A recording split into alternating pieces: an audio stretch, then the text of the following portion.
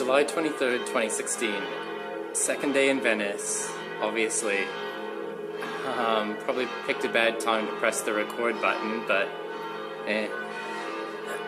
I got up really early this morning, like at sunrise, and I explored the city, at least a large part of it. I went all down by, I don't know, just like a lot of the city that I hadn't already been to. And, yeah, so when I was out this morning, there was an older lady, an older French lady, and I can't believe the bells are going on for this long. Anyway, this older French lady, and she came up to me, and she was really, really worried. And she, like, panicky, kind of worried. And she could only really speak French, but she got her point across that she was looking for her dog. Her dog had disappeared, and she was trying desperately to find it. And so she was asking me, "Have you seen my dog? Have you seen my dog?" And I was like, I haven't seen your dog in my travels, and I'm so sorry, but good luck. And I continued on, and maybe about, I don't know, 10 minutes later, there's this dog, and it's just sort of sat there, and yeah, with the lead and everything, and just kind of, just no owner. And so I thought, oh, okay, well, I need to give the dog to the owner. I need to go back to where I was and to try and find the owner. But this dog is, whenever it saw me kind of even get close, it ended up, it would do this little spinning circle, and it feels like a dream, but I swear it's not. So it would do this little circle, it would run around in a circle, and then do a few little yaps, and then it would run off, and it would go down some other little alleyway. And so I would follow it, because I needed to get the lead so I could take it back to its owner. And so I would follow the dog, and then it would wait for me, like a 10-second walk away. So like it would just turn a corner, and then it would sit back down, and it would wait.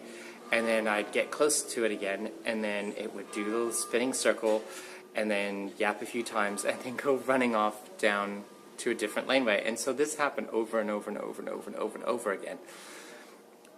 And then finally, I found it sat down in one of the squares. And so I didn't get up too close to it this time. I maybe like 5 meters away, and I just sat down, like just on the ground, and then looked at this dog, and the dog looked at me, and we just sat there for probably, it felt like about 10 minutes. And then finally I was like, okay, I think we're on good terms now, pretty sure of this. So I got up slowly and walked over to it, and it did a few little yaps, but it didn't do the little spinning circle thingy again. And then it let me take hold of its lead, and then it was fine. And it was like we were on a mission. We were on a mission to find, you know, it's like we had come to some sort of an understanding that I was going to help it out to find its owner, because the poor dog looked really, really helpless and confused and not sure of anything, of like where to go or what to do. So off we went in search for this old French lady. And then, sure enough, a few minutes later, like, we were in a different part of the city by now, but lucky for us, I turned around a corner, and there was the French lady, and of course she recognized her dog immediately, and she was so thankful, but oh my goodness, she was so upset with the dog. Like, all she could do, the first thing that she did was she just, like, she gave it a bit of a kick, and I was like, no, what are you doing? And she just started scolding this dog. You know, like, I guess when, like, a parent might do with a kid, once a kid takes off, it's like, oh, I'm so thankful to see you again, but how dare you do that to me? So that's like this lady was doing. And then she created such a commotion, because when I gave her back the lead, she said, thank you, thank you, thank you. She was so incredibly thankful. And then she turned again back to this dog, and over she would just yell at this dog, and all the passersby, they would all look at her, and like people came out of their house and were like, "What is this woman yelling at her dog for?" But it was this little sort of mini adventure that I kind of felt obliged once, because I could see how worried she was, and then when I saw the dog, I could see how worried the dog was. So I was like, okay, well, I have to reunite them. And so that took up a little bit of my morning. And then after that, I just what did I do? Oh yeah, so it was the breakfast at the hotel was served until 10 o'clock this morning. So I wanted to make sure I got a good feed, and a good feed I did. I sat there for probably an hour and just ate, and then after that, I tried to figure out what it was that I was going to do. At first, I was thinking, oh, maybe I should go and book a train or a bus or something to Milan or to some...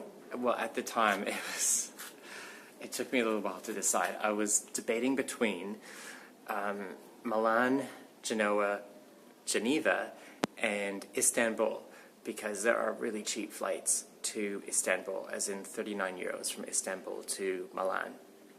And so I thought, now is my chance to go to Istanbul. But then, yeah, because it's only a 2.5 hour flight away. But I just thought, by the time I get there, to give me a good 2 nights, 1 day in Istanbul. But I still thought, I was pretty keen on going to Switzerland, Geneva specifically, or staying in Italy and going to Genoa. And so after like 2 hours of debating and going back to the train station, deciding which trains I should take and if I should do an overnight train, all this other kind of stuff, and looking at costs. And then finally I decided, I'm just going to stay another night in Venice. So I rebooked essentially another night at the hotel, because I had checked out by then. And so I checked back in. And then, yeah, and so I checked back in, and then I had decided on catching a bus. So tomorrow morning, early tomorrow morning, I will be getting up and catching a 7 o'clock bus from Venice. I hope to be catching the 7 o'clock bus to Genoa. I think it's about a 6-hour road trip. And then I get into Genoa, sometime in the afternoon, which should be really good. And Genoa looks lovely, and I'm excited about going there. And especially from Venice, it kind of, like one port city to another, and very strong civilizations, groups of people, whatever. Very strong cities back in the day. And then after Genoa, I'm really not too sure. I haven't got any accommodation booked or anything in Genoa, so it might just be like sort of a half day in Genoa, and then going up late at night to Milan and staying there. Well, we'll see once I get to Genoa what kind of a city it is. It looks like a fairly small city, like 500,000 people, so maybe it's easily achievable in a half day, I'm not sure.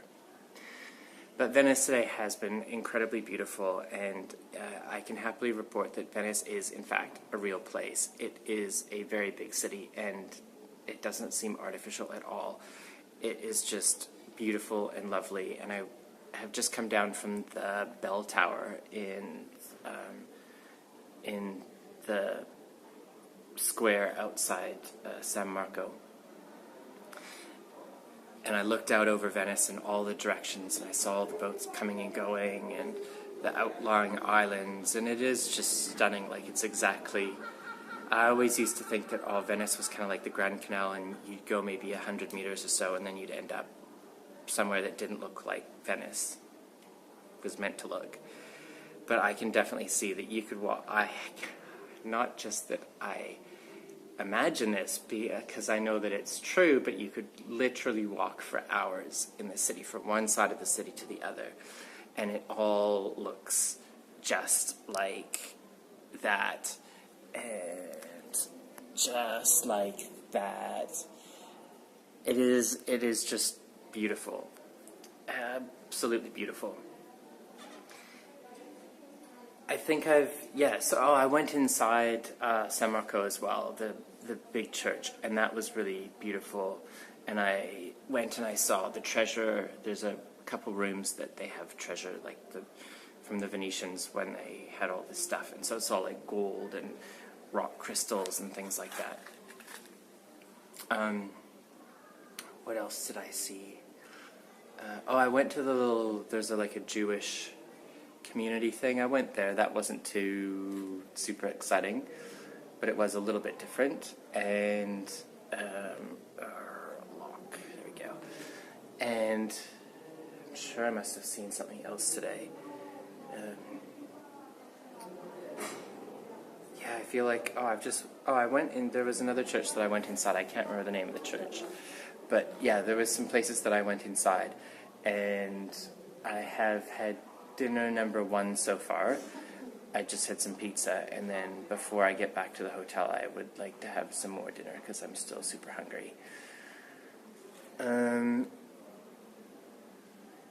Oh, that's right. Yeah, and then after I had decided on rebooking in, I had a nap at the hotel, so that took a couple hours, and then I went back out with renewed energy and then explored more of the city. But like all the little places that I hadn't been to, I was originally planning on going to some of the outlying islands, but that didn't really happen, and they look nice, but I don't think I really need to go anymore. Like I was going to get an all-day ferry pass thingy, but yeah, I didn't, and I'm pretty okay with that. Pretty okay.